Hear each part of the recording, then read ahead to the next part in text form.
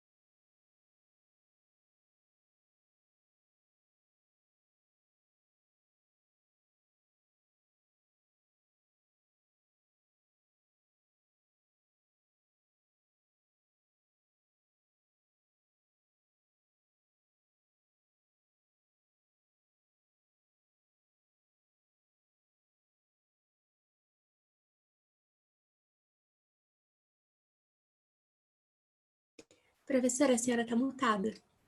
Muito obrigado. Era isso mesmo que eu estava perguntando. Acho que essa é a frase. Eu vi um meme outro dia falando que essa é a frase mais dita da quarentena, acho, né?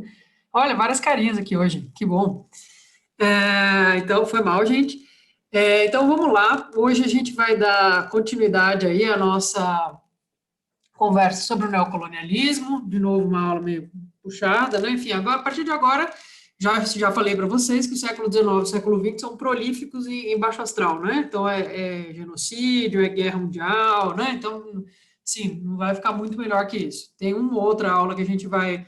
Eu sempre vou tentar equilibrar um pouco, contrapor, não é? Para a gente não ficar achando que só existem as pessoas que acham essas coisas válidas, tá certo, gente? Mas, de todo modo, é um histórico de tragédias, né? Muitas coisas terríveis vão ser feitas pela humanidade a partir daí, certo?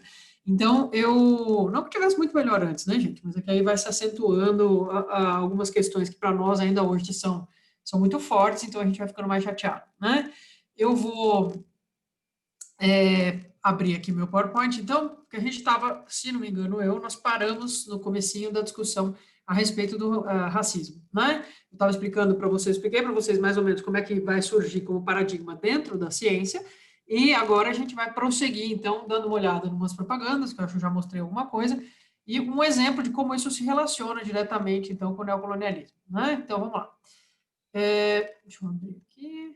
Então, eu mostrei para vocês esse tipo de propaganda aqui, só para a gente entender, não é que, embora o racismo ele vai ser sempre mais agressivo com a população negra e com a população nativa americana, então são as populações que sofrem, em que, digamos assim, o paradigma racial, que ele ataca mais, digamos assim, né, ataca mais no sentido de fato, inferiorizar de forma pesada, certo, gente? A gente vai ter também, é claro, vai sobrar para todo mundo que não é europeu, né? Então, também os asiáticos, árabes, enfim, todo mundo que não seja europeu vai rodar nessa história, né? Então, eu estou mostrando aqui dois exemplos, esse aqui que a gente já viu, não é uma propaganda de veneno de ratos, insinuando que ele era eficaz, porque é como se tivesse uma pessoa, um chinês na sua casa, comendo ratos, porque tem essa associação, né? Eles gostavam de fazer essa associação. Então, uma maneira de desumanizar, não é?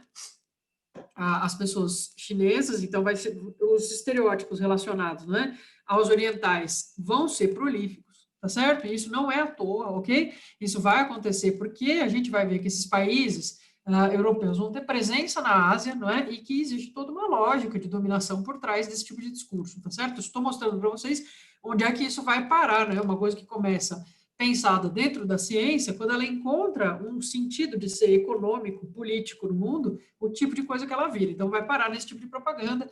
Esse aqui que eu mostrei para vocês, né, do nativo americano, dizendo que que a pele dele é escura, mas o coração dele é branco, né? Então, por isso que ele doa para o fundo patriótico.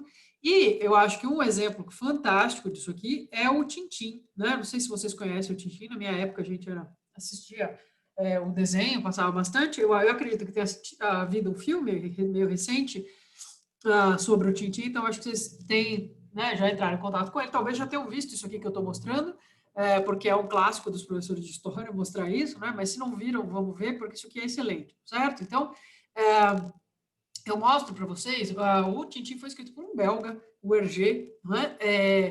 Que escreveu diversos livros, e nesses livros, então, ele narra as aventuras dessa personagem, que é uma personagem que é uma espécie de jornalista, né, investigativo e tal, que viaja pelo mundo todo, e junto com seu cachorrinho simpático, que é o Milu aqui, né? Então, quando eu era criança, eu adorava o Tintim, eu queria ser o Tintim, porque eu assistia os desenhos e ele estava sempre conhecendo pessoas diferentes, lugares exóticos, então era super legal, né? E o cachorro dele é muito legal, então ótimo, certo? O problema é que quando a gente vai olhar o material que era publicado na década de 30 sobre isso, né? A gente vê o quão perto da gente, tá, pessoal? Isso é menos de 100 anos, né? Estão, então, as perspectivas coloniais muito abertamente colocadas, né? Então, vejam esse aqui, por exemplo, foi lançado em 1931, o Tintim no Congo. Para vocês terem uma noção, ele é tão abertamente pesado do ponto de vista não é, do racismo, do colonialismo, que se considerou proibir ele. Uma época, o próprio Hergé veio a público, porque isso aqui começou a cheirar mal, digamos assim, quando ele ainda estava vivo, né? E ele disse, olha, eu reproduzi o que a gente acreditava mesmo na época, e hoje eu entendo que isso é muito errado, e papapá e tal. Mas foi publicado dessa maneira. Então, aqui vocês veem o Tintin chegando no Congo, ele vai ser convidado pelo professor, que é um padre, não sei se vocês estão notando aqui, para dar aulas para as crianças no Congo, né? O Congo, nessa época, é um território da Bélgica, talvez uma das piores histórias do colonialismo, seja que os belgas fizeram no Congo, eu não sei, viu? A disputa é hard, vocês vão ver que é feio querer saber que o europeu fez mais merda durante o colonialismo, tá, gente? Vocês me desculpem, é um linguajar, mas esse tema me deixa um pouco exaltado, né? Eu tenho muita raiva. Então, aqui vocês estão vendo ele chegando, não é, para falar com as crianças no Congo, e ele vai dar aula para essas crianças, né? Então, ele está aqui na frente, e aí ele diz e fala: olá, meus queridos amigos, hoje nós vamos conversar sobre o seu país, a Bélgica. E nessa resolução aqui não ficou muito bom, mas no mapa tem um mapinha do território da Bélgica, lá na Europa, aquela caquinha, né, comparado com o que é o tamanho do Congo. Então, ele está mostrando o mapa da Bélgica para as crianças congolesas, para elas saberem a história do seu país, né? Então, aqui, tipo, o que poderia ser mais explícito, mais didático para vocês entenderem o que significa o colonialismo do que isso, né? Talvez o último quadrinho. Esse aqui é um print do original, tá, em francês, eu já traduzo para vocês o que está dizendo, não é? Porque o Tintin vai passar por várias aventuras, então, no Congo, vai acontecer várias coisas com ele, e depois ele vai embora do Congo. Quando ele vai embora do Congo, essa é a última página, não é, do livro, mostra como é que as pessoas ficaram no Congo depois que o Tintin foi embora, né? E aí, a gente tem aqui, vejam, então, o que está acontecendo, né? Depois que o Tintin sai lá do lugar que ele conheceu no Congo, tem uma cabana, né? São várias cabanas, as pessoas estão todas com roupas meio sumárias. Uma cabana colocou uma plaquinha escrito café, né? Como os europeus faziam na época. E aí tem duas pessoas tomando café, que é um hábito civilizado, digamos assim, valorizado pelos belgas nessa época, não é? E aí um está falando para o outro. Dizem que na Europa todos os brancos são como Tintin, né? Poderiam ser como Tintin. Aí, e dizer que na Europa todos os brancos poderiam ser como Tintin. Aí aqui tem um falando que conseguiu a máquina do Tintin, e aí a máquina fotográfica, não é? Aqui a mãe está dando uma bronca no filho, dizendo: se você for esperto, se você não se esforçar para ser esperto, você nunca vai ser como Tintin, né? Aí aqui tem um ancião conversando com as crianças, e o ancião diz que ele nunca conheceu alguém como Tintin, né? Tipo, contando uma história lendária. Aqui os cachorros estão conversando entre si, e o cachorro congolês está falando: nossa, o Milu, que é o cachorrinho do Tintin, que homem, que cachorro, né? Que cachorro maravilhoso. E acho que talvez a coisa mais bizarra seja essa aqui, certo? Porque você tem uma pessoa se curvando em referência a dois pequenos totens do Tintin e do Milu, certo? Então, simplesmente o fato de ele ter aparecido lá e ter convivido com as pessoas impactou as crianças, impactou os anciões que passaram a contar suas histórias de glória, fez as pessoas passarem a ter hábitos mais civilizados. Imaginar se na Europa todo mundo é tão maravilhoso como o Tintin.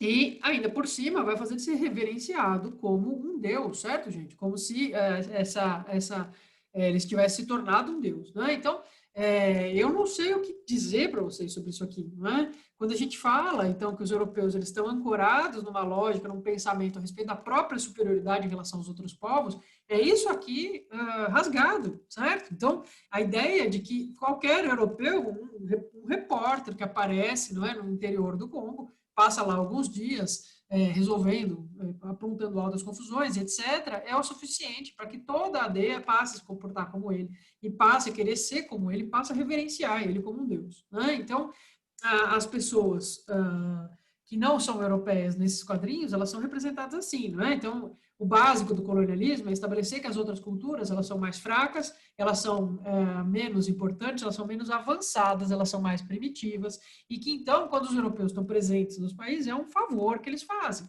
certo? Eles estão ajudando as pessoas ali. E vocês vão ver, vamos dizer assim, desenrolares desses argumentos muito presentes até hoje, tá certo? Então, vocês vão ver um monte de gente querendo defender que as colonizações tiveram, por exemplo, um lado positivo. Vocês vão ver isso acontecer, certo? Ter um lado positivo depende do ângulo pelo qual você está olhando. Para as populações nativas, alguma colonização foi boa, pessoal? Não, Nunca. Não existe colonização boa para a população nativa. Não existe, ok? Colonização, desde o período dos portugueses e espanhóis, para as populações nativas, significa extermínio e significa domínio de um outro povo sobre o seu, tá certo? No caso dos portugueses, existia uma questão cultural, como a gente já conversou, que era a partir da religiosidade. No século XIX, isso vai se transformar, então, numa noção de superioridade, que é, ao mesmo tempo, cultural, civilizacional, então, a cultura europeia é mais avançada, mais elaborada, mais sofisticada, e por isso é um favor que eles fazem estar presentes nesses lugares. Então, num primeiro momento é cultural a questão. Depois, aos poucos, conforme o racismo científico vai se desenvolvendo, essa questão vai se tornar, então, uma questão de superioridade também biológica, também física, tá certo? Então, os dois processos estão atrelados, ok? Quanto mais os europeus estão presentes, estão explorando economicamente, politicamente, essas regiões que têm outras etnias que não europeia, mais forte vai ficando a argumentação do racismo científico para justificar a presença deles nesses lugares, tá certo? Isso são dois processos que você não tem como desatrelar, tá? Então, agora a gente vai conversar um pouco sobre como que se dá esse processo, né? Por que é que eles foram parar? Essa aqui é uma representação de época da Britânia, não é? Então, essa aqui que vocês estão vendo de branco é uma alegoria da Britânia, não é? Porque nós vamos começar a falar sobre ela agora, então, sobre o Império Colonial Britânico, não é? Porque todos os países europeus têm algum grau, não é, de responsabilidade no processo do neocolonialismo, não é? Mas, de longe, de todos, o que teve mais impacto foi o Império Colonial Inglês, tá? Então, a gente vai conversar um pouco sobre ele. Mas notem, não é, que nessa ilustração de época, a gente não tem muita sutileza, não sei se vocês estão percebendo aqui, né? Então, a alegoria da Inglaterra, vocês já viram muita alegoria, a gente viu a alegoria da liberdade guiando o povo, da França, não é?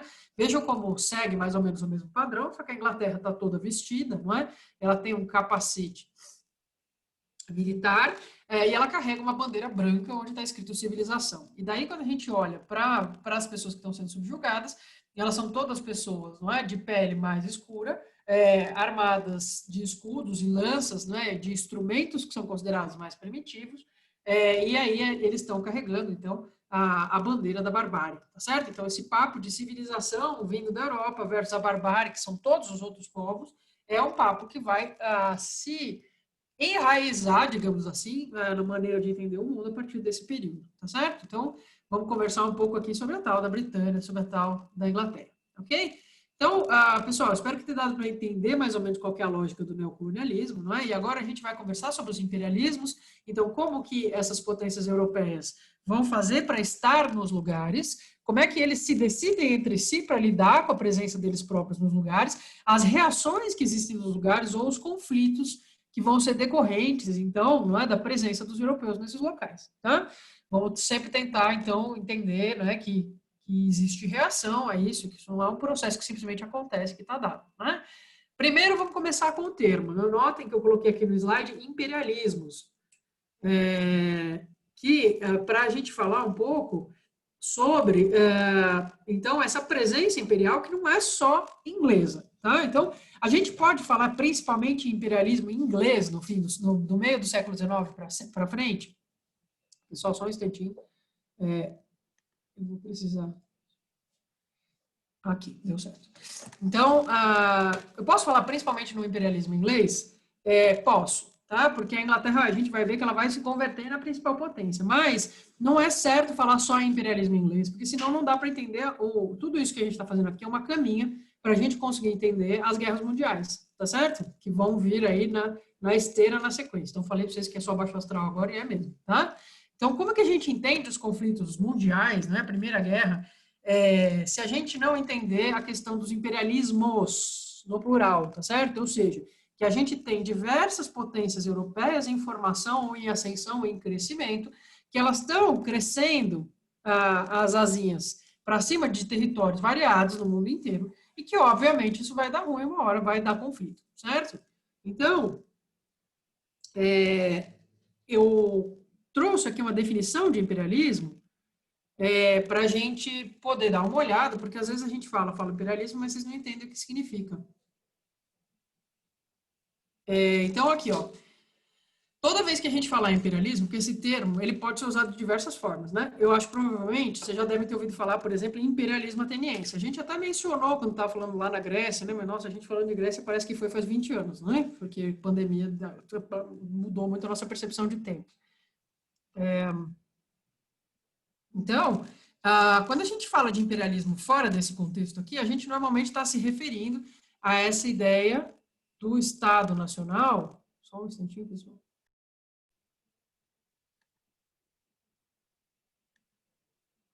Tá muito vapor, né, cara? Você pode diminuir, por favor? Diminui. Só que eu aproximei de você também. Oi? Estava com um problema com o meu umidificador aqui. Então, vamos lá. Estava vindo tudo na minha cara. Então, como eu estava dizendo, o imperialismo é um termo que a gente pode usar para a gente falar de vários processos, então, que a gente tem um território dominando pesadamente o outro, controlando pesadamente o outro. Por isso que tem gente que fala imperialismo ateniense, né? Então, existe essa possibilidade de você falar de imperialismo, porque Atenas estava controlando as outras cidades gregas, porque Atenas estava dando conta, então, de cobrar imposto e manter as outras cidades gregas sob controle, lá no período, não é, do seu auge. Mas, em geral, quando a gente fala imperialismo assim, jogado, não é? É um termo que, historicamente, vai se referir principalmente a esse período aqui. Então, a ideia de que a gente já tem estados nacionais formados, não é? Então, nós temos um território que corresponde, em tese, a um povo, a uma língua, um exército organizado, não é? Esse território, esse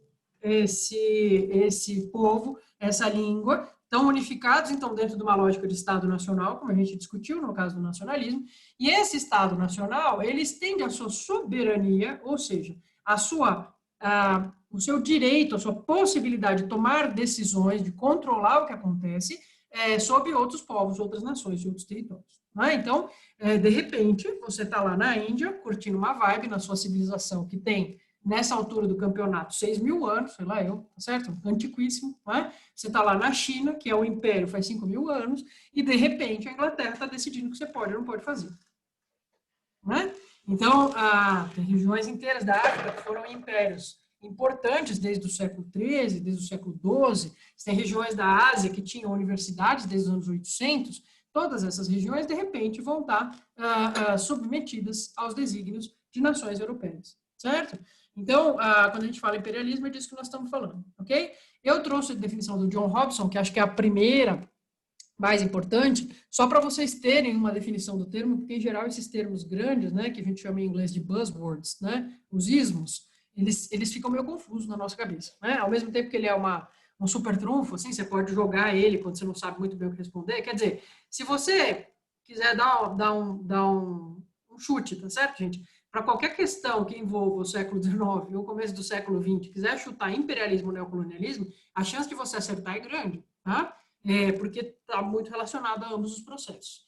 Então, segundo a definição aqui do Hobson, está escrito: trata-se de um processo social parasitário através do qual interesses econômicos existentes no interior do Estado, usurpando as rédeas do governo, promovem a expansão imperialista para explorar economicamente outros povos, de modo a extorquir-lhe a riqueza para alimentar o luxo nacional. Então, aqui nós estamos falando de um processo um pouquinho mais específico, não é? Então, eu tenho grupos ganhando dinheiro com esse processo. Esses grupos, eles entram dentro do governo, vão direcionar os esforços desse Estado Nacional para conseguir expandir a sua própria prosperidade, digamos assim, né, o seu próprio acúmulo, tá certo? Então, notem que na definição do Hobson, não é exatamente uma culpa especificamente dos grupos, aliás, dos estados nacionais, porque os estados nacionais são maus. Não, existe muita gente ganhando dinheiro e essas pessoas se apropriam da estrutura do Estado Nacional e vão usar o Estado Nacional em nome dos seus próprios interesses, não é? Então, no caso, David, pode falar. Terminei. Terminou já, professora? Já. Por que esse conceito não surgiu, por exemplo, nas grandes navegações, quando Portugal, por exemplo, tinha suas colônias e tal? Eu não consegui entender muito bem por que surgiu só no final do 19 para o início do 20. Não ficou muito claro ainda. Beleza. Então, esse critério que eu estou colocando aqui, a definição do Hobson, ela pode ser usada para falar de Portugal, se você quiser, tá? A questão é que, no caso de Portugal, o próprio Estado Nacional, ele surge porque existe uma aliança com a burguesia e monopolista, né? Porque nós estamos falando do Estado mercantilista, então eles estão juntinhos ali e tal. Mas a gente pode usar esse conceito do Robson aqui, gente, ele é elástico, tá certo? Então, nós poderíamos falar dele para o começo da modernidade, sem problema, tá? É que tem gente que acha, não é, que existe uma característica específica do imperialismo a partir do século XIX, que é a extensão dele. Por isso que a gente poderia usar mais esse nome para falar desse processo. Então, a gente não tem impérios na mesma extensão que a gente tem no século XIX em outros períodos. O Império Português é vasto, ele é espalhado, né? Mas são pequenos territórios. Então, tem na China, tem na Índia, tem na África, tem aqui na América, né? Agora, se você for pegar o tamanho do Império Colonial Inglês, né? Ele é o maior império que já existiu, né, globalmente falando. E aí a gente está falando, então, de uma outra dimensão, tá bom? Mas esse conceito aqui, ele serve, sim, então você não tá errado de achar que ele serve, não, tá bom? É só para entender. Mas aí, por exemplo, eu posso usar esse conceito para falar de imperialismo norte-americano hoje em dia? E aí, serve? Porque vocês sabem que existe o uso desse termo, né? Que dizem que os Estados Unidos hoje se comporta de maneira imperialista, certo? Esse aqui serve, será? A gente poderia entrar no mérito, não é? Porque se existe imperialismo norte-americano hoje, ele funciona de uma maneira muito diferente do que funcionava esse aqui, não é? Porque o controle que os norte-americanos vão fazer dos territórios que lhes interessam não é feito da mesma maneira que no século XIX. Assim como no século XIX não é feito da mesma maneira que em Portugal, certo? Então, no século XIX, a gente vai ter, né, uma complexa aliança entre os europeus e as elites locais, né? Nós vamos ter uma série de conflitos por causa disso e uma série de genocídios também por causa disso. Não é? Então, no caso dos portugueses, eles contam bastante, não é, com a guerra biológica, que eles não sabiam o que estavam fazendo, não é? Mas, enfim, contam bastante com isso, morre muita gente de doença, e também vão impor, então, as dinâmicas administrativas do próprio país, Portugal, não é, em cima dos seus territórios, da mesma maneira como os espanhóis vão fazer isso nos seus territórios. Então, é um pouco diferente a maneira como funciona ambos os processos, mas se a gente quiser, a gente consegue traçar digamos assim, uma linha que vai lá do começo da modernidade com os impérios coloniais espanhol e português e chegar até hoje com os Estados Unidos, se a gente entender que as estratégias mudaram, tá bom? Então, não tem problema usar essa expressão, vocês podem usar ela para falar de qualquer um desses períodos, desde que vocês tomem cuidado para não deslizar e achar que funciona tudo do mesmo jeito, tá bom? Só para explicar isso, tá? Então, como eu estava dizendo, o maior dos impérios vai ser a Inglaterra, né? A Inglaterra vai ser gigantesca, né? No nível, enquanto império, que é inacreditável, né? Que é uma ilhota desse tamanho aqui, pelo amor de Deus, né? Isso porque essa projeção ainda favorece eles, né? Vai conseguir dar conta disso aqui tudo, certo? Vejam o tamanho. Então, tudo que está em vermelhinho aí, né? É Império Colonial Inglês, né? Então, bom, básico que vocês já sabem, certo, gente? Eles eram os mais industrializados, eles fizeram a Revolução Industrial, a primeira, antes de todo mundo, isso deu grandes vantagens para eles para a segunda Revolução Industrial, né? Depois, muito rapidamente, vão sacar que melhorar dentro do capitalismo tem a ver com inovação tecnológica, não é?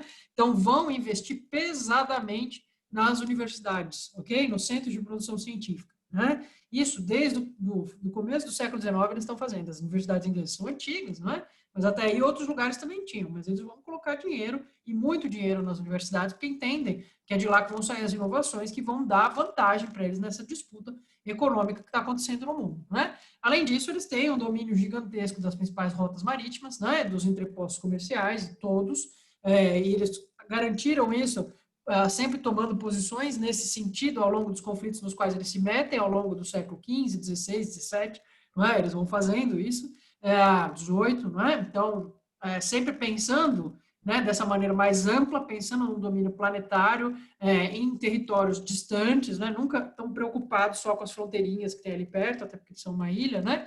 Lógico que o processo de domínio do próprio Reino Unido não vai ser tão simples assim, né? Tanto que demora um pouquinho para virar Reino Unido, mas para conseguir dominar a ilha toda, eles vão ter uma série de problemas, né? Um grande, vocês sabem, se chama Escócia, certo? Só vão conseguir, de fato, conseguir dominar a Escócia no século XVIII, né? Mas, enfim, depois que eles resolvem isso aí, vão ter alguns conflitos internos, mas vão expandir, vão encher o saco da geral, né? Posso relacionar a indústria naval britânica ao desenvolvimento científico deles, nesse período, com o processo inicial motivador? Sem dúvida, tá certo? Se não fosse a indústria naval, aí a gente remonta lá ao Cromwell, não é? Se não fosse a indústria naval britânica, nada disso teria acontecido, não é? Então, a indústria naval britânica, ela é responsável, ela é um dos maiores fontes, né, de acúmulo de capital, digamos assim, vai permitir a primeira revolução industrial. E eles só melhoram nisso, né? Eles só melhoram tecnicamente e ganham mais territórios, então é de fato um ponto que destaca muito os ingleses em relação aos outros, não é? Então vão ter o império de maior extensão territorial da história do mundo, não é? Esse império ele vai se consolidar, a gente vai conversar sobre isso agora, principalmente com a presença inglesa na Índia, não é? Então eles chamavam a Índia a joia da coroa imperial, não é? Porque é um território riquíssimo, vastíssimo e super importante, e a gente vai ver que o domínio inglês na Índia, inclusive, é o que vai gerar a expressão império colonial inglês, né? Porque a gente vai ter um processo que vai fazer isso acontecer, tá certo? Então, como que os ingleses conseguiram isso? Bom, um pouco a gente já viu, certo, gente? A gente já viu que eles ganharam dinheiro bastante, não é? Com pirataria, na época da Elizabeth, certo? Então, roubavam galeões espanhóis na moralzinha, né? Muitos galeões espanhóis carregados de ouro, carregados de prata, né? Mandaram ver. Depois, com a autorização do Estado, não é? Depois, vão se dedicar, então, à indústria naval, vão ter processos internos que vão fazer se destacarem na indústria naval e vão fazer a Revolução Industrial antes de todos, não é? E isso também vai colocar eles lá na frente desse processo. Eu já falei várias vezes para vocês, mas eu repito, né? Que tem coisas que não mudam, certo? Então, tem atividades que dão dinheiro desde que elas existem, né? Muito dinheiro, né? A atividade bancária, por exemplo, desde que ela surgiu, quando você tem um lugar que tem bancos importantes, você vai ter uma concentração grande de capital nesse lugar, né? Outra coisa que dá muito dinheiro é tráfico de drogas, certo? Sempre, desde sempre, né? Tráfico de armas, tráfico de drogas e tráfico de pessoas são boas formas. Vocês querem ficar ricos mesmo, parem de fazer cursinho, certo, gente? É para aí que vocês têm que ir, né? Tráfico de drogas, de armas ou de pessoas. Professora, não me parece muito correto. Eu disse se vocês quiserem ficar ricos, não se vocês quiserem ficar ricos tendo ética, certo? Se vocês quiserem ficar ricos sem ética, é por aí que vocês têm que ir mesmo, tá? E é histórico, né? E faz bastante tempo que é isso aí que dá grana, sim? Então, a Inglaterra vai estar metida no tráfico de pessoas? Se vai. Porque a gente tem uma tendência a lembrar dos ingleses como as pessoas que se esforçaram para acabar com o tráfico negreiro, não é? Mas eles se esforçaram para acabar depois que eles já tinham lucrado com o tráfico negreiro uns bons 200 anos, certo? Então, eles lucraram com o tráfico de pessoas, eles lucraram com pirataria, e agora a gente vai ver que no século XIX eles vão adentrar o belo mundo do tráfico de drogas também, tá bom? A gente já vai conversar sobre isso, tá? Para além disso, antes de falar do tráfico de drogas, vamos falar do comércio, digamos assim, né, mais básico que a gente ouve falar dos ingleses, que é a produção têxtil, né, que era, digamos assim, no que eles despontavam, de fato, desde a primeira Revolução Industrial. Então, a produção têxtil inglesa, ela vai se tornando muito eficaz, digamos assim, porque a gente tem a presença das máquinas, não é? Ao mesmo tempo, a gente vai ter, com a segunda Revolução Industrial, os ingleses vão dominar uma segunda tecnologia que é tão avançada quanto a indústria naval era quando eles começaram a produzir os melhores barcos da modernidade, digamos assim, né? Que é a tecnologia das ferrovias. Certo? Então, a gente não entende tudo o que aconteceu se não entender que eles vão dominar isso, eles vão ser pioneiros nesse processo, e eles que vão implantar boa parte das ferrovias que existem no mundo nessa época. Então, isso é uma coisa que precisa ter clareza para entender o processo todo. Bom, os ingleses, então, estão lá na Índia, estão com presença na Índia faz um tempo, né? A gente vai ter uma série de processos que não vem ao caso aqui para eles estarem lá, e a gente vai ter um problema principal que cai no vestibular, que é a revolta dos cipaios, certo? Que, digamos, é a principal reação na Índia à presença inglesa, né? Então, estamos aí nos idos de 1850, mais ou menos. A presença inglesa, num primeiro momento, na Índia, não é? Vai ser principalmente para vender tecido, não é? A Índia já naquela época, como hoje, não é? É um lugar que interessa muito para comerciantes em geral, assim como a China, por conta da grande quantidade de pessoas, certo, gente? Então, tem muita gente, tem muito mercado, né? Então, se eu estou produzindo mais tecido do que os europeus estão conseguindo consumir aqui, eu vou procurar outros mercados, né? Com essa eficácia, digamos assim, que a indústria inglesa ganha, eles precisam de mais mercado consumidor. Então, eles vão investir pesadamente nas Américas, a gente sabe disso, porque nós passamos por isso aqui no Brasil, e vão investir pesadamente também na Ásia e na África, não é, como um todo. Então, esses tecidos ingleses não são tecidos sofisticados os que vão para lá, não é uma tradição têxtil de tecido bonitão, de tecido de alta qualidade. Não, é um algodão grosseiro, em geral, uma lã muito grosseira, em geral, que eles vão produzir, por isso vai chegar muito, muito extremamente barato no mercado indiano. E a Índia, caras, a Índia tem, nessa altura do campeonato, uma tradição têxtil absurda, de uns 3.000 anos, tá certo? Se vocês jogarem no YouTube têxteis indianos, vocês vão ver as 1 milhão de técnicas diferentes que os caras têm para produzir tudo quanto é tipo de tecido e de estamparia, né? É muito complexo, né? As sedas, as estampas, os douramentos. Então, é uma tradição riquíssima, né? E muito artesanal, né? Uma tradição que depende do trabalho, né? Minucioso de muitas pessoas fazendo aquilo. Além disso, existe uma tradição de fiar, não é, o algodão dentro do interior das próprias famílias, certo? Então, era uma coisa que estava colocada lá e funcionava assim. Então, as próprias famílias davam conta, em geral as mulheres, não é, de produzir os tecidos e as roupas que iam ser usadas por todo mundo, não é? Mesmo que você não trabalhasse com isso. E é lógico, para ocasiões especiais, etc., você adquire, então, esses tecidos que são tecidos importantes, né, bonitos, etc. Mas estou dizendo que nas classes mais baixas da população era comum que as pessoas fiassem em casa, não é? E aí o que vai acontecer é que os ingleses entram no mercado indiano, né, pesadamente, então com a presença desses produtos de má qualidade, porém muito baratos, né?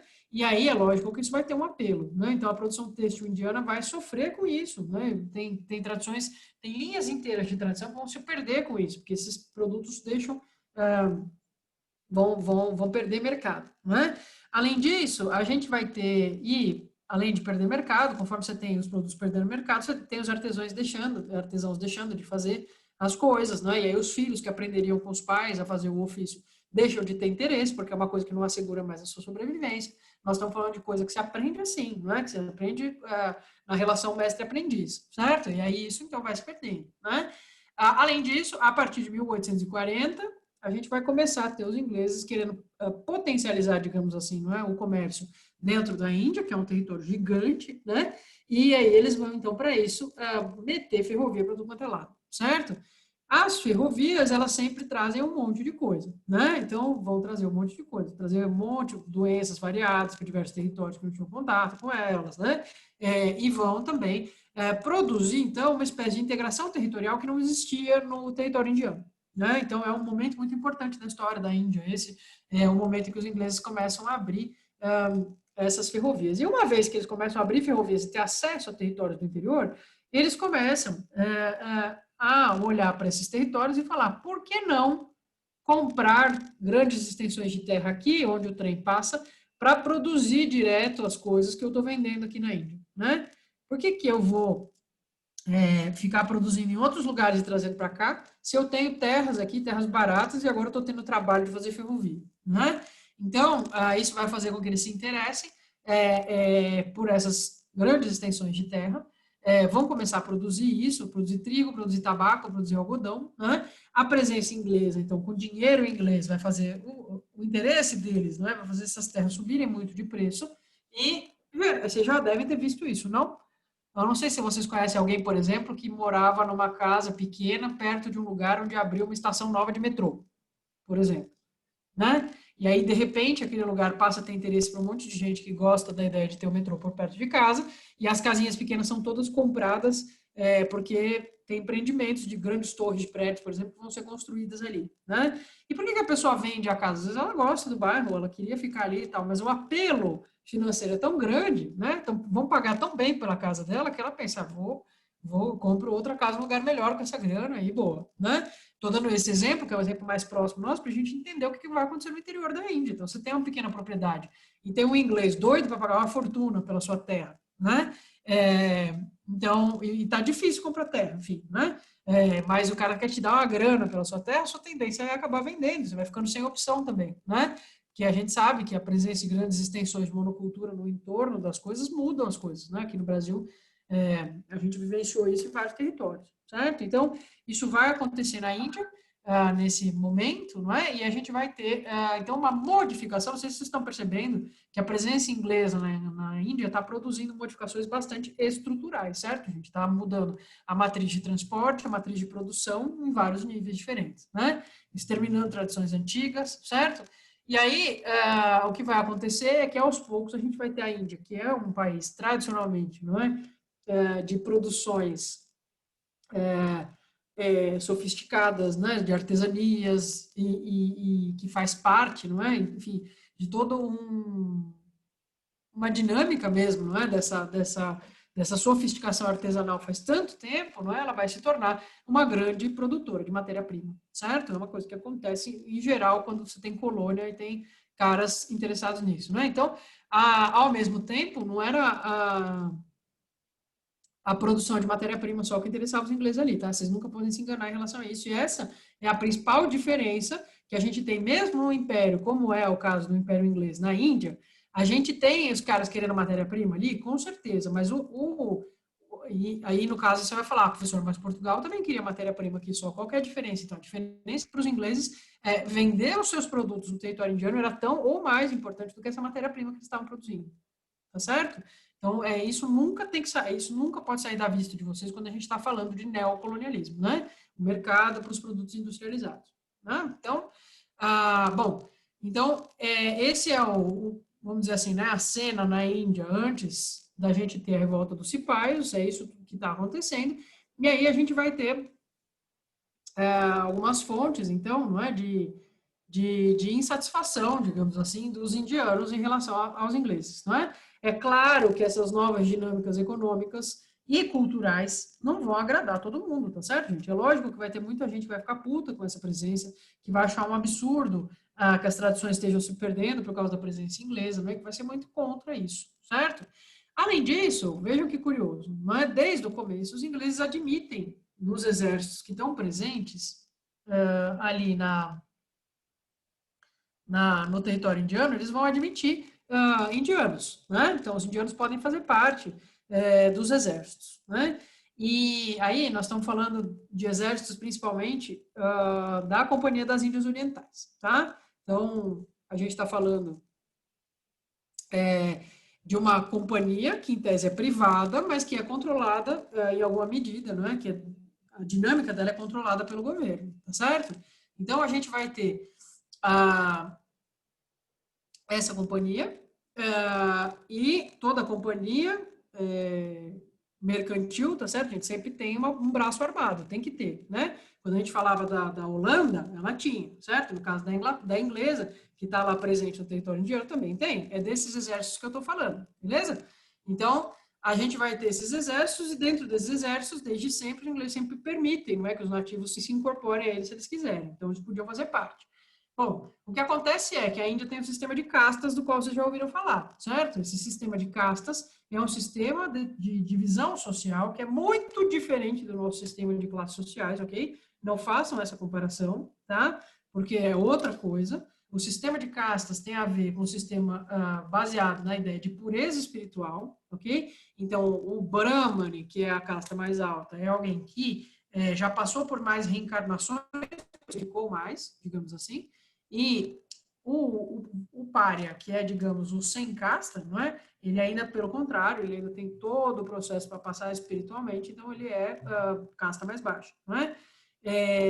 Então, o que eu estou querendo dizer para vocês é que, né, dando um exemplo, se você tem hoje, no nosso sistema de classes sociais, uma pessoa bastante pobre, e essa pessoa bastante pobre se casa com uma pessoa bastante rica, isso é um motivo de comemoração para ela, certo? Ela vai ficar feliz, porque isso significa ascensão social, né? Na Índia, não é assim que se encara, não se pode. Uma pessoa de casta baixa não quer se casar com uma pessoa de casta alta, porque isso é errado, certo? Então, é outra lógica, ok? Outra lógica, porque ela é baseada na religião, baseada na espiritualidade, não é? Então, o sistema de castas que existe na Índia, então, estabelece essas diferenças sociais. E aí, quando a gente fala dos militares, então, que faziam parte, não é, dessas forças armadas, a gente tinha alguns que eram de casta mais alta, né? Os brahmanes, eles estão acostumados a ser o topo de tudo dentro da sociedade indiana, e até hoje isso existe, né? Então, eles estão acostumados com isso. Dentro do exército, que eles dividem com os ingleses, no entanto, eles não conseguem ascender, né? Ao mesmo tempo, como eles são soldados, eles não vão ser generais, porque generais são só pessoas importantes, vão ser só nobres ingleses, não é? E de preferência uma titulação alta, né? Os postos, não é, nas colônias são dados para pessoas que são de confiança da coroa, que são queridos da coroa e tudo isso, né? Da coroa inglesa, no caso. Então, eles vão ser parte, não é, mais da base do exército, eles conseguem avançar até certas patentes, e aí, com isso, eles vão ter que fazer algumas coisas que desrespeitam, digamos assim, o seu sistema de crenças, não é? Porque, por exemplo, dependendo da casta da pessoa que convive com você, se você é brahmana, a pessoa não pode nem andar do seu lado, não é? Então, tem que andar com uma certa distância. Então, como é que faz para conviver as pessoas de castas diferentes dentro desse exército, sendo que os ingleses não estão contemplando essas diferenças, né? Então, isso começa a dar problema, né? E aí, o que acontece? Esses cipaios vão se revoltar em 1857. Eu acho muito curioso o estopim dessa revolta deles. Eu acho deveras... como é que eu vou dizer? Acho que é muito significativo pensar no motivo que de fato leva, né, a galera a ficar muito brava. Então, eles têm que, na época, não é, tinha um processo para você lubrificar as armas, que fazia parte da rotina de todo mundo que estava nas Forças Armadas, né? Tinha que lubrificar as armas para poder usá-las, né, as armas de fogo. E aí, essa lubrificação chega lá um estoque de banha de porco para lubrificar as armas, né? E aí, os cipaios, eles se revoltam, eles se recusam, né? Porque o porco é considerado um animal impuro, não podia fazer isso, etc. e tal. E aí, enfim, os ingleses que estão nas altas patentes não entendem isso e falam para eles cumprirem as ordens e pronto, né? E aí isso vai fazer com que eles entendam que foi a gota d'água, né? Então, tipo, beleza, né? Tudo que a gente estava fazendo até agora, ok, mas não, lubrificar arma com gordura de porco aí passou dos limites. E aí, então, eles vão... isso vai dar... Lógico, eu não estou falando que a revolta inteira aconteceu por causa disso, né? Mas é o estopim, digamos assim, o motivo que faz as pessoas ficarem pistola e resolverem que vão se revoltar.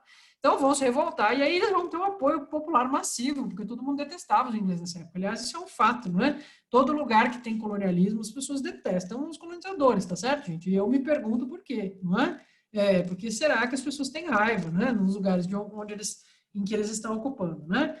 Vocês podem até explicar, falar, é inveja, porque eles são ótimos. Tá bom, né? Vai nessa, certo? Vamos ver tudo que esses caras fizeram, né?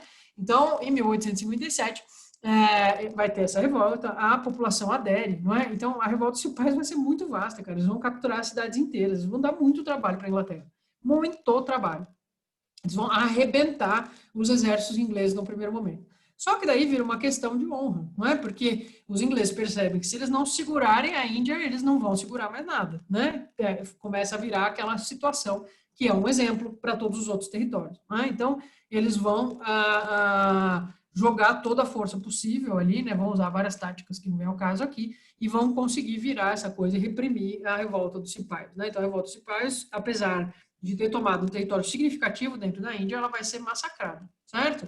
E aí o que vai acontecer, basicamente, é que a coroa vai falar, viu, não está mais dando para deixar na mão da companhia, né? A companhia não vai dar conta de administrar isso aqui, porque é muito complicado.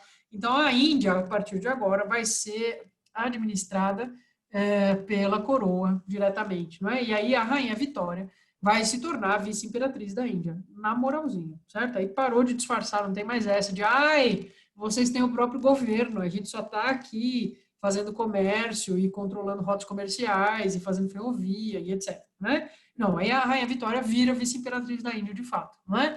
Só que é isso, né? E esse é o X da questão para entender o neocolonialismo.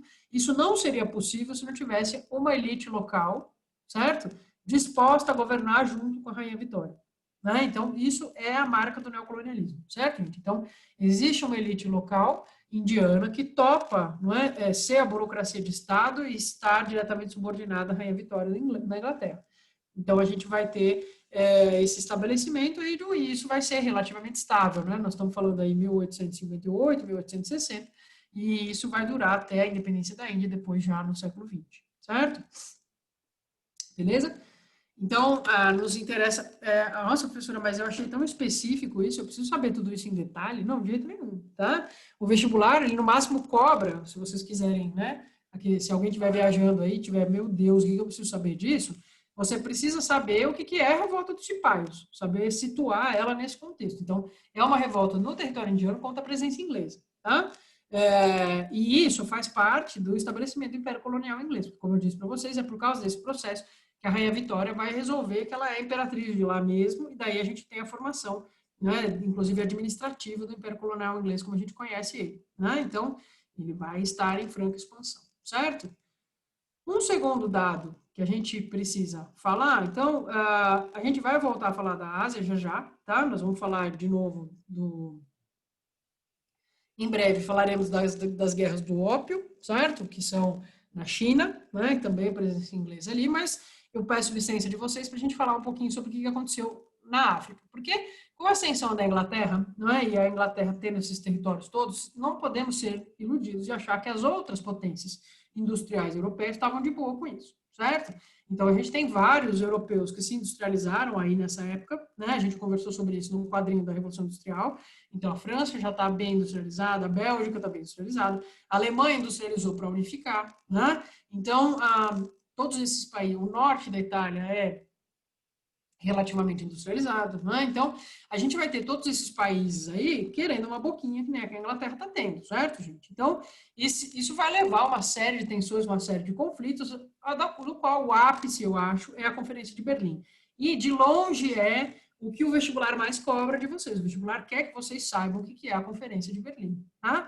Então, vocês não têm alternativa, vocês precisam saber o que é a Conferência de Berlim, certo? Eu trouxe essa imagem de época aqui que eu acho ótima, que reproduz o que foi a reunião, né? Então, 5 metros de mapa da África na parede, né? Com os principais rios ali e tal, e 13 países da Europa convidados, né? Além do Império Otomano, por quem? Por ele mesmo, Otto von Bismarck, de que a gente já falou aqui, né? Porque foi o responsável pela unificação alemã. O Bismarck já tinha feito, né? Em 78, ele fez um congresso para tentar resolver as tretas de território na Europa, principalmente na região dos Balcãs, na região da Rússia, estava tendo problema de fronteira ali, né? E ele consegue chegar num acordo, então consegue evitar uma guerra mundial nesse momento, né? Ali dentro da Europa. E agora, só que é isso, os países não seria uma guerra mundial exatamente, mas seria uma guerra de grandes proporções na Europa. E agora está rolando conflito, porque todas querem a África, certo? Por que todo mundo quer a África? Qual que é o atrativo da África? É mercado consumidor? Também, né? Mas no caso da África, a gente vai ter a presença de recursos energéticos e de matéria-prima necessários para a indústria nascente, que vai ser muito importante, né? Quando não coisa de alto valor agregado desde sempre, tipo ouro e diamante, certo? Então, essa presença, digamos assim, vai ser muito relevante para a gente entender por que eles estão todos tão interessados, né? Então, eles vão se reunir, 13 países europeus, para dividir a África seguindo as regras do direito internacional, fazer a coisa de um jeito civilizado, não é como achava o Bismarck. Então, não é, para que fazer guerra, senhores? Vamos sentar e conversar, né? Legal é que não chamaram nenhum africano, certo, gente? Então, nenhum africano foi convidado aí para participar dessa divisão de como é que ia funcionar a administração da África, né? Então, eles se reúnem, tirando a Etiópia e a Libéria, são as grandes exceções desse processo, não é? Todos os estados foram divididos aí nesse momento, gerando, então, o mapa da África como a gente conhece hoje, né?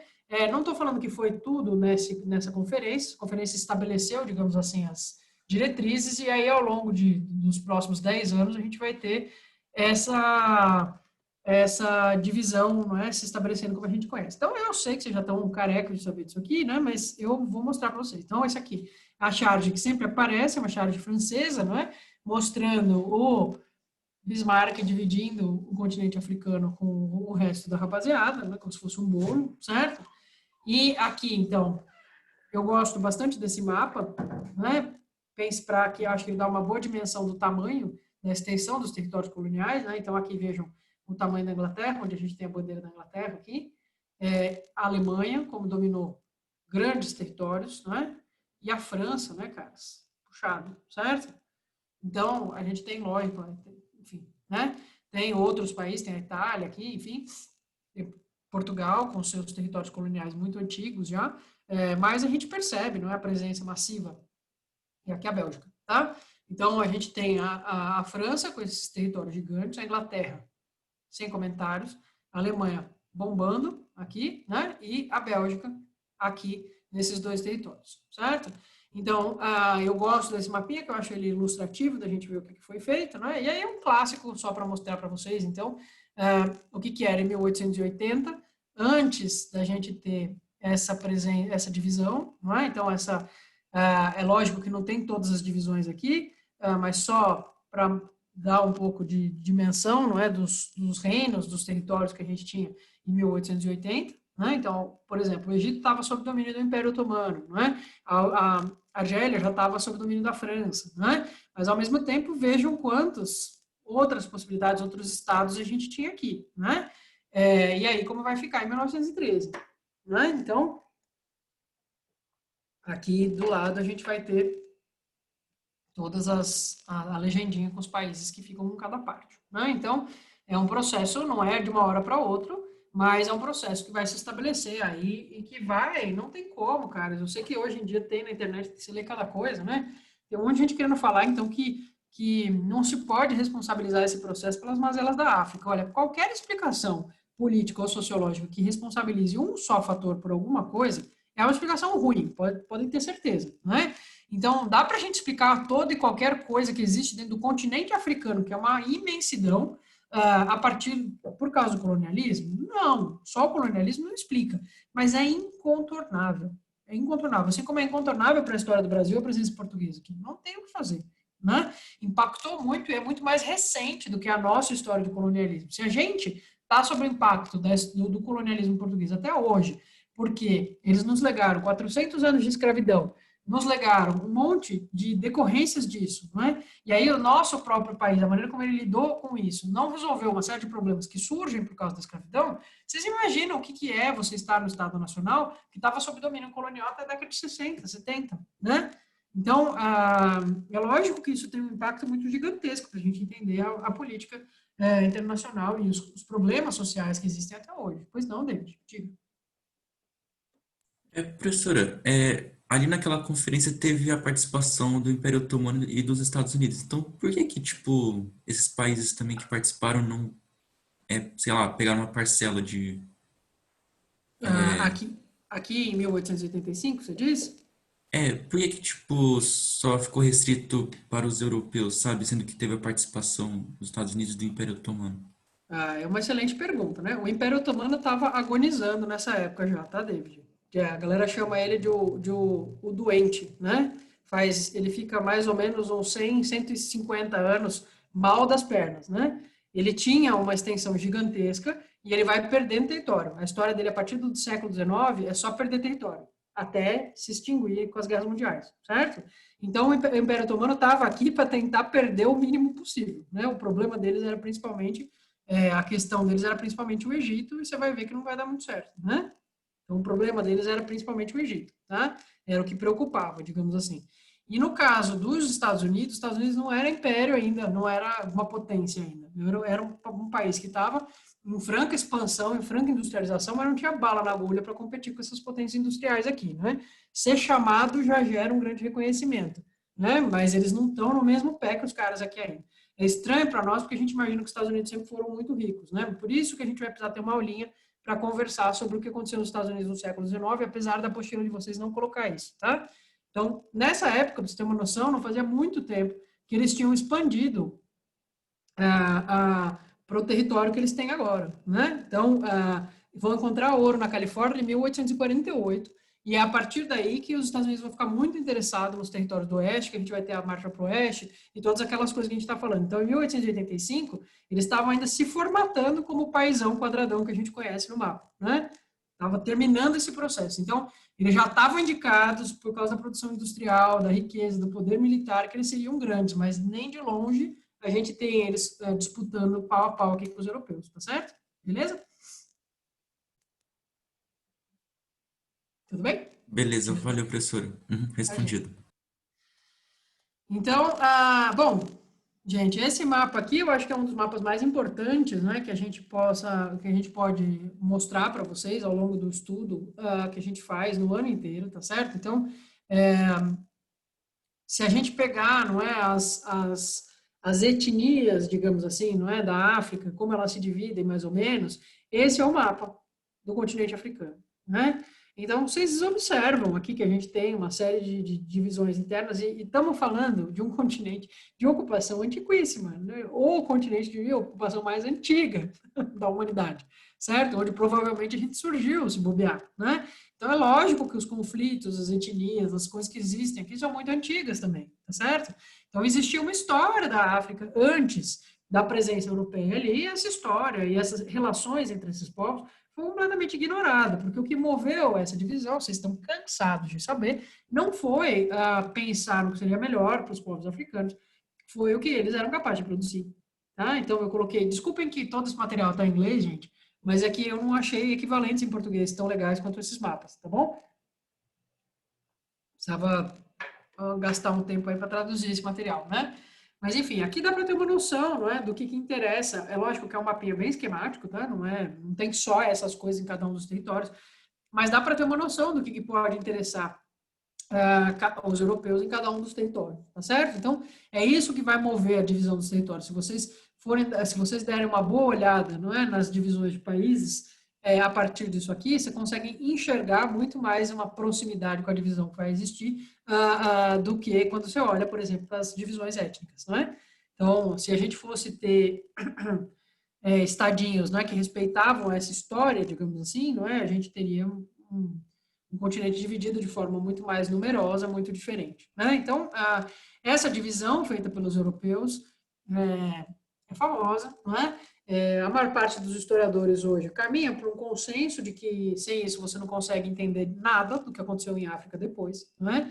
E existe um relativo consenso também de que existe uma dívida histórica europeia em relação ao continente africano por conta de tudo que foi feito aqui, né? Então a gente vai conversar um pouco sobre algumas dessas coisas que foram feitas. Vamos pensar o seguinte, né? Que nós estamos falando de uma dívida histórica começando aqui depois que já tinha se estabelecido 500 anos de tráfico internacional de pessoas regulamentado pelos Estados nacionais. Tá?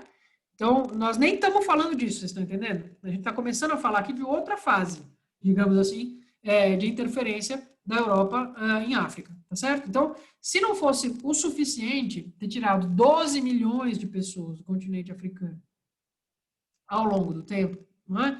E transportado à força essas pessoas para outros lugares para escravizá-las, não é?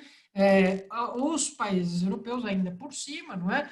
Vão agora dar conta de explorar de uma outra maneira, certo, gente? Então, infelizmente, gostem vocês ou não, tenham simpatia de vocês pela Europa ou não, não dá para a gente tirar, não é, a responsabilidade que esses caras têm do que aconteceu na África, tá certo? Não é como, não é? Não existe argumento possível, não é? Então, falando dos conflitos, não é? Eu acho que, já levantando a bola aqui para a África do Sul, outro conflito que, em geral, é interessante de saber, porque ele também reflete uma série de dinâmicas do colonialismo, não é? O conflito que acontece na África do Sul por ocasião da descoberta de ouro aqui na região de Pretória, do Transvaal, certo? Então, a gente tinha a África do Sul, ela é uma região de ocupação europeia muito antiga, tá certo? Então, a gente tem lá, os europeus estão lá já desde o século XVII, são europeus de origem holandesa, ok? Esses europeus de origem holandesa se chamam Boeres ou Afrikaners, né? Então, esses holandeses que vão para lá no século XVII, por que eles vão parar lá? É uma questão comercial, certo? Eles vão parar lá porque aqui é caminho para comercializar com as Índias, né? Então, vão parar lá, caminho do Oceano Índico aqui para chegar nas Índias. E eles se estabelecem aqui no território da África do Sul, em lugares estratégicos para essas rotas comerciais e ficam lá. Sendo holandeses que são eles vão formar pequenas repúblicas, certo? Eles não formam um império, uma monarquia, nada disso, né? Vão fazer pequenas republiquinhas que convivem ali. Então, tem a República do Orange, a República do Transvaal, todas elas estão ali no território sul-africano, né? Juliana, e as populações nativas? O que vocês acham? Essa relação é positiva, ela é legal? Claro que não, tá? Colonizador é colonizador em todo lugar, certo? Então, existe aí uma questão que não nos interessa agora, que é como esse colonialismo europeu e holandês do século XVII existiu ali na região da África do Sul, né? Para nós não interessa isso, porque o fato é que esses caras estão estabelecidos. Pra vocês terem uma noção, de como a segregação dessa galera é grande em relação ao povo nativo da África do Sul, eles começam a colonização em 1600 e pouco. Em 1880, quando começa a nossa história aqui, eles ainda são uma população completamente branca que fala uma versão própria do Dutch, né, do holandês, tá certo? Que só existe lá, né, que a gente vai chamar de africana, certo? Então, como é que faz para se manter completamente branco e falando outra língua, não, uma língua de origem europeia, nesse território africano ao longo de 280 anos?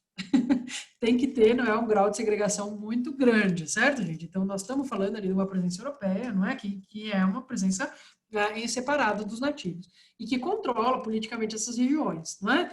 O que vai acontecer é que quando estava tudo bem, estavam deixando os boeres ali, né, dominando seus comérciozinhos, estava tudo certo, eis que descobrem ouro na região do Transvaal. Aí, quando descobre o ouro, a Inglaterra vai falar, opa, você disse ouro?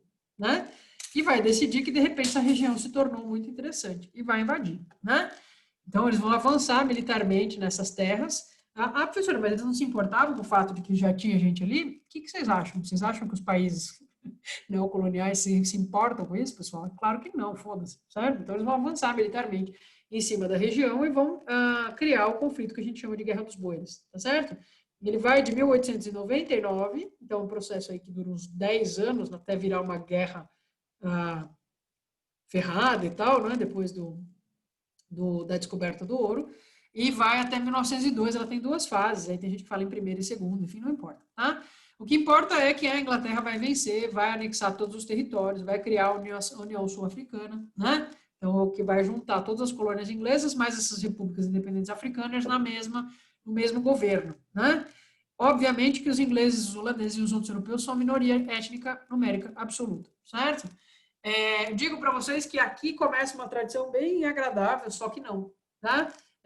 Então, um dos primeiros campos de concentração da história foi feito aqui por ocasião da Guerra dos Boeres, né? Os ingleses estavam avançando no território, foi na segunda, então, na altura de 1902, os ingleses estão avançando em certos territórios boeres, os boeres estão fazendo guerrilha, não é? Tá usando tática de guerrilha, porque eles têm menos poder militar, já estão muito baqueados nessa altura. E aí, então, os ingleses começam a confinar a população civil em campos, não é?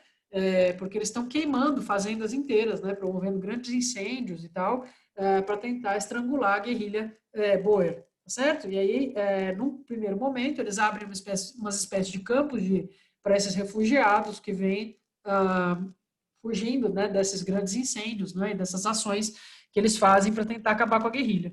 Aí, depois de um tempo, essas pessoas ficam isoladas ali, elas ficam confinadas ali, e aí a coisa começa a deteriorar. Eles começam a levar prisioneiros para lá também, e as pessoas não podem sair, porque é uma maneira de tentar estrangular a guerrilha, não é? E aí vai dar ruim, certo? A gente chama de campo de concentração, porque essas pessoas iam para lá, elas não tinham condições básicas de alimentação, de saúde, não é? E elas vão sofrer tudo quanto é tipo de violência que vocês podem imaginar. E por isso a gente vai chamar de campo de concentração, tá certo? Morrem 26.370 mulheres e crianças nos campos de concentração ingleses nessa época. Tá? 80% crianças. Ok? Então, é um número bem desagradável, né? Podemos pôr na conta dos ingleses aí essa bela invenção, certo? E aí, quando eu falo isso, não é? Eu não queria dar a impressão para vocês de que significa que, nossa, todos os ingleses achavam isso legal, certo? Aliás, eu não quero que vocês achem que simplesmente todo mundo concordava com isso, tá certo, gente? Vamos tomar cuidado, por isso eu fiz esse slide, ok? Embora essa pessoa não seja uma pessoa que vai cair no vestibular para vocês, mas não naturalizem o colonialismo e o neocolonialismo e as práticas que são feitas com eles. Ao longo da história, mesmo nas épocas em que eles eram hegemônicos, ou seja, mesmo na época em que Portugal, a maior parte das pessoas achava perfeitamente razoável comercializar seres humanos e vendê-los como se fossem coisas, existia gente que achava errado, certo? Então, sempre existiu um pensamento contrário a essas práticas. Sempre existiu gente que brigou contra isso, né? Então, aqui um exemplo histórico, só para não ficar no blá blá blá, certo? Essa aqui é a Emily Hobhouse.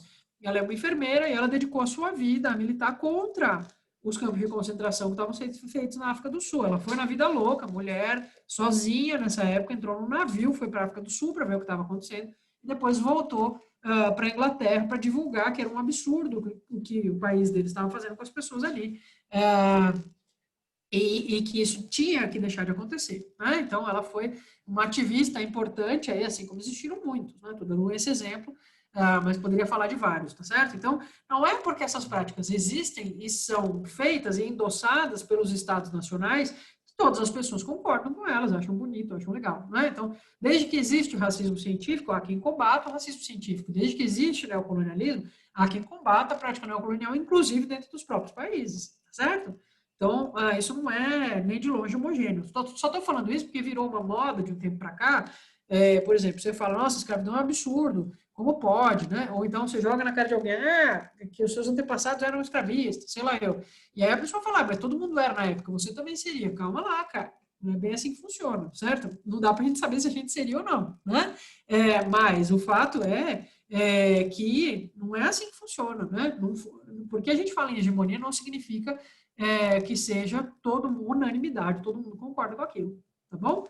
Então, a gente não pode fazer isso, cara, porque a gente diminui a importância e a dificuldade, não é, dessas pessoas que tentaram abrir brechas, não é, nessas lógicas, que são lógicas perversas. Então, você tem gente concentrando mulher e criança, as narrativas são horríveis, tá certo? De gente que brincava de caçada esportiva com as crianças dentro dos campos de bois, né? Assim como a gente escuta isso sobre a Segunda Guerra Mundial, não é?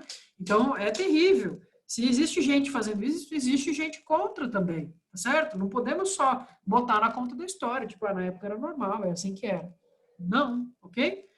Mas nós precisamos saber que por trás dessa prosperidade, por trás dessa riqueza, por trás de um acervo magnífico como é o do British Museum, você vai para Londres e o seu queixo cai no chão de ver tanta coisa incrível que tem naquele museu, por trás disso tudo tem uma história, tem muito sangue, caras, muito sangue correu na mão do neocolonialismo, tá certo? Então, a gente não pode subestimar isso, não são só os ingleses, a gente vai sobrar para todo mundo aqui, ok? No caso, os europeus, né? Beleza?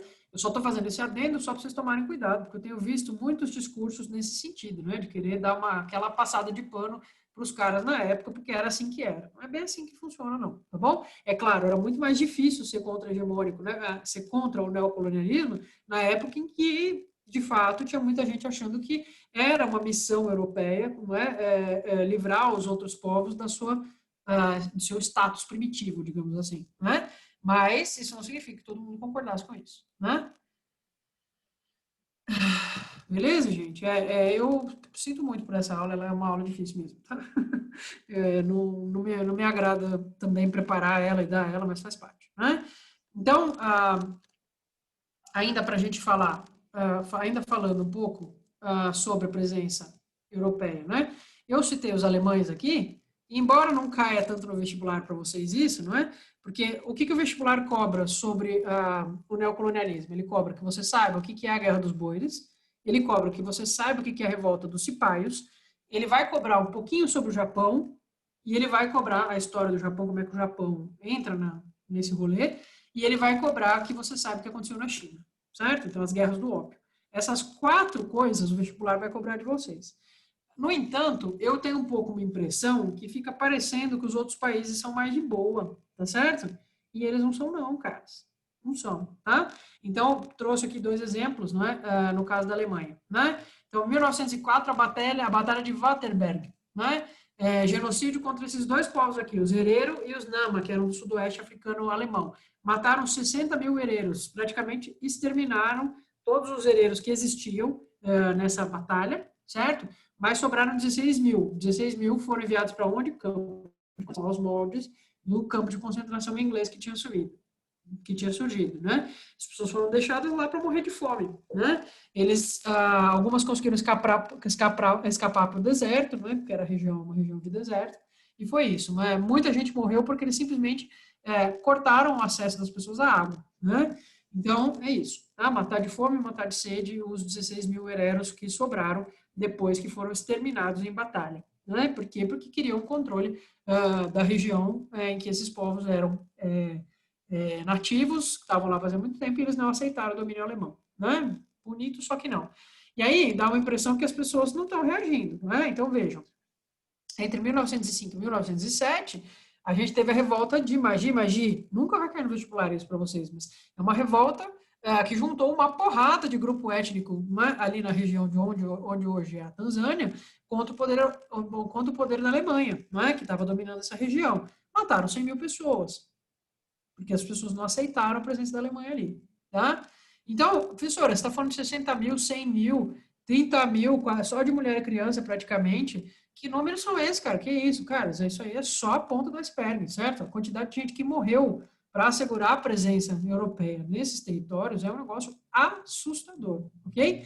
A gente está acostumado a pensar em números terríveis quando a gente joga a nossa cabeça para a Primeira Guerra Mundial, para a Segunda Guerra Mundial, não é? Porque daí também é apelação, mata 6 milhões de judeus, mata 22 milhões de soviéticos, não é? E aí, tipo, você fica, cara, que, né? Os próprios massacres que existem no século XX, é muita gente, tá certo? Mas, assim, são centenas de milhares de pessoas que vão morrer nesse processo, não é? Em diversos lugares diferentes, extermínio de etnias inteiras, não é? O que a gente chama hoje de epistemicídios, não é? Então, formas de ver o mundo, de saberes inteiros que são eliminados com essa presença europeia nos lugares, não é? Então, é um negócio bem complicado, não é?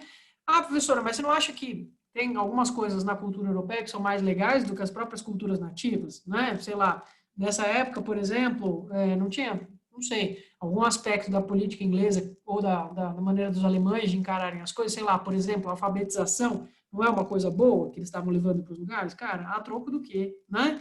E desaparecendo com quantas culturas diferentes, com tantas formas de viver, formas de saber, formas de estar que a gente nem conhece. O que o século XX tem feito, a partir da década de 70, é tentar recuperar um pouco dessas coisas que praticamente sumiram nesse processo, né? Quais eram essas formas de ver o mundo? Quais eram essas formas de se relacionar com o mundo, com o meio ambiente, entre as pessoas que foram solapadas pela presença do colonialismo europeu? Vocês querem saber? A gente não sabe direito. Nós temos começado a estudar isso faz menos de 50 anos. Essa é a verdade. É por isso que se fala tanto em pensamento pós-colonial hoje, é por isso que se discute tanto a necessidade de pensar de forma não colonial, porque isso marcou muito a história da humanidade e a gente só começou a olhar e falar, pera, será que existem outras repercussões além do massacre e do genocídio na nossa própria forma de ver o mundo? Será que isso está impactando a nossa maneira de estar no mundo, que a gente pensa sobre a gente mesmo, como a gente lida com a gente mesmo e tudo isso? Então, sim, tá? A resposta é que sim, isso ainda está muito presente.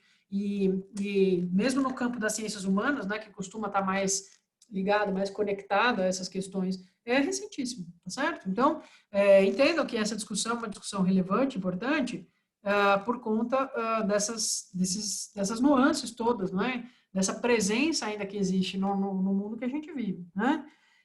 Não é banal, não é pequeno, não, na verdade tem gente que acha que é a grande questão hoje ainda, né? Como é que você faz para os países que não são europeus e que têm populações que são resultado do colonialismo e do neocolonialismo, para elas não estarem numa ótica de valorizar o que é eurocentrado sempre, né? O que é ocidentalizado sempre, né? Nossa própria noção do que é Ocidente, do que é Oriente, é marcada pela maneira dos europeus de verem o mundo, certo, gente? Vocês nunca pararam para pensar como é esquisito a gente chamar de Oriente a China, o Japão, a Índia e também, sei lá, a Arábia Saudita, Israel, tudo Oriente. O que tem em comum essas coisas, gente? São todas culturas milenares, cara, antiquíssimas e hiper diferentes entre si. A Índia, tipo, a quantidade de culturas internas que tem lá é, tipo, infinita, gigantesca.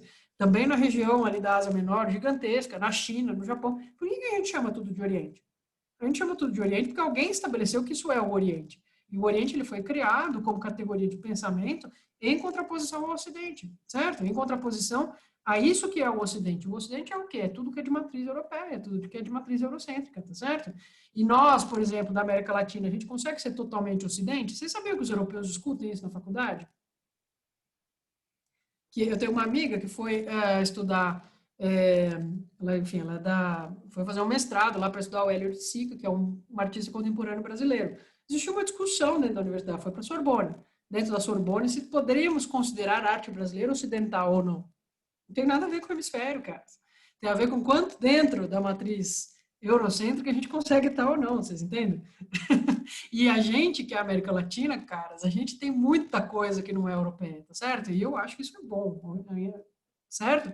Mas, enfim, a gente tem essa impressão que, nossa, nós estamos super dentro ali, mas é porque a gente acha que é legal estar super dentro, né? Historicamente, a gente aprendeu a valorizar os caras, né? Por conta desse processo todo que eu estou dizendo para vocês. certo? Então, o que é o mundo que não é a Europa? Cara, é bem grande, é tipo tudo, tá certo? E ainda assim, todo mundo se move dentro de categorias que foram criadas pelos caras, não é? Então, e esse processo, não é, ele vai se enraizar a partir desse período que a gente está estudando. Então, é muito central para mim que vocês entendam as repercussões do neocolonialismo, não é? Não é só na África, não é só na Ásia, nas regiões em que existiu essa presença mais massiva no século XIX. Todos os lugares, não é, vão ser impactados pelo paradigma do racismo científico e por essa ideia, então, de superioridade da cultura europeia. Né? Todos, sem exceção, tá? A nossa própria forma de olhar para os povos nativos aqui no Brasil, quando a gente olha para eles, a gente já conversou sobre isso, né? Mas quando você olha para um asteca, para um inca, para um maia e diz, nossa, esses caras eram muito avançados, cara. Olha só, eles faziam construções de pedra, eles tinham astronomia, eles tinham matemática. Quem é que valoriza isso? Quem é que valoriza a construção de pedra, astronomia, matemática? São valores europeus que a gente usa para julgar os povos nativos, tá certo? A gente conhece técnicas super complexas que são feitas pelos povos nativos brasileiros que a gente nem sequer estudava, não é? Porque elas não são evidentemente legais como uma pirâmide de pedra, porque elas não estão dentro de matrizes que são produzidas na Europa. Então, a presença do neocolonialismo, do racismo científico e tudo isso no nosso imaginário ainda é muito intensa, ok? A nossa relação com a Europa ainda passa muito por essa questão do centro-periferia, tá certo? Eles ainda são o centro de produção de valores, etc. Eles e os americanos hoje em dia, não é? Mas esse ocidente europeizado, não é? Se você é um americano que não é de matriz europeia, você também vai ter dificuldades, tá certo? Então, isso ainda molda, ainda impacta a maneira como a gente pensa. Então, não dá para desviar dessa discussão, ok? Isso vai aparecer em tudo quanto é lugar, beleza? E é uma discussão que é cada vez mais frequente, que a geração de vocês, em geral, tem uma facilidade maior para fazer, digamos assim, do que as outras, né? Tem uma abertura maior para conversar sobre esses temas do que as outras, tá certo? Eu vou encerrar por aqui, porque a gente não vai dar conta de entender o processo da guerra do ópio inteiro hoje, então a gente vai discutir a China, o Japão, e vamos avançar na matéria na próxima aula, tudo bem? Vocês têm alguma dúvida, pessoal? Alguma questão? Não? Professora, Oi, diga. Fala, eu tenho Samuel. uma dúvida sobre a aula passada. Fala. Eu queria saber um pouquinho mais sobre a questão romana, por favor. A questão romana? Você está É falando da unificação da Itália, né? isso. Eu não entendi Tá. muito bem. Então, Samuel, é o seguinte, a questão romana é o seguinte, Roma era território do Papa, certo? Não só a cidade de Roma, mas todo o entorno grande lá na região do Lácio fazia parte dos estados pontificiais. A Igreja Católica começou a ter esses territórios lá atrás com o Pipino Breve, que doou essas terras para a igreja, certo? Depois disso, foi um longo processo dos papas se comportando como reis normais, né? Que queriam expandir o seu território, ou assegurar certos territórios, etc, etc, etc. E isso ao longo do tempo. Quando a Itália vai se unificar, existe um problema. Como é que eu unifico um país, sendo que a capital simbólica, política dela pertence a um outro monarca, que é o Papa?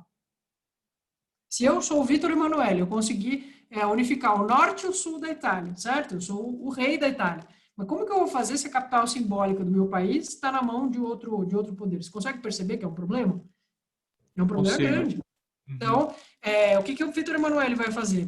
Paciência, que é a Igreja Católica. Ele invade Roma e domina Roma. O Papa se prende ele mesmo dentro do Vaticano. O Vítor Emanuele faz um plebiscito. Esse plebiscito diz que os romanos querem fazer parte da nova Itália, da Itália que está unificada, e o Papa fica lá chorando dentro do Vaticano, certo? Fica numa bad, né?